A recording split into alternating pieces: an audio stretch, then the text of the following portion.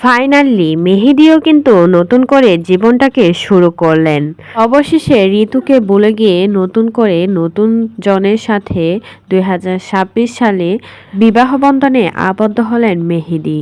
শোনা যাচ্ছে পরিবারের পছন্দের মেয়েকেই বিয়ে করলেন মেহেদী।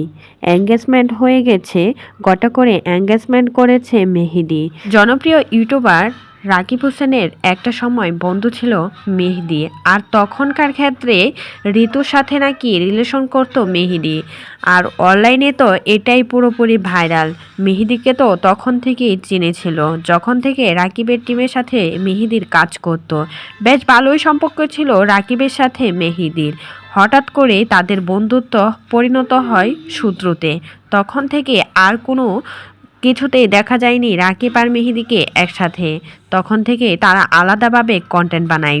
তবে ঋতু হোসেনের সাথে নাকি তার প্রতিনিয়ত কথা হতো, আর প্রতিনিয়ত তাদের প্রেম আলাপ চলতেই থাকতো।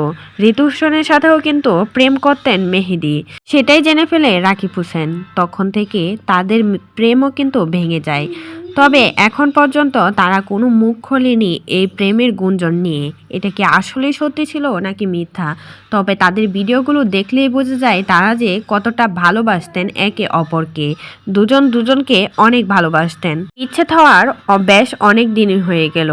তবে ঋতুর এখনও বিয়ে হয়নি। তবে মেহেদী তার পরিবারের পছন্দের মেয়েকে বিয়ে করতে যাচ্ছে। এখন তো সবাই বলছে মেহেদী অবশেষে ঋতুকে ভুলে গিয়ে নতুন করে জীবনটাকে আবারও সাজিয়ে নিতে শুরু করেছে। যে ঋতুকে তার প্রাণের থেকে ভালোবাসতো বেশি, আর সেই ঋতুকে ভুলে গিয়ে এখন পরিবারের পছন্দের মেয়েকে বিয়ে করতে যাচ্ছে মেহেদী। রাকিব হোসেনের সাথে মেহেদীর সম্পর্ক ভাঙার পরেই কিন্তু ইয়াসিন আর মিথিলার সাথেও তাদের সম্পর্ক নষ্ট হয়ে যায়। আর এখন মিথিলা, ইয়াসিন আর মেহেদী তারা হচ্ছে এক দলে। তাদেরকে প্রত্যেকটা ভিডিওতে একসাথে দেখা যায়। তবে রাকিব হোসেনের সাথে তাদের আর কোনো সম্পর্ক নেই। তাই তো রাকিব হোসেনকে বিয়েতে দাওয়াত না দিয়ে গোটা করে অনুষ্ঠান করছে।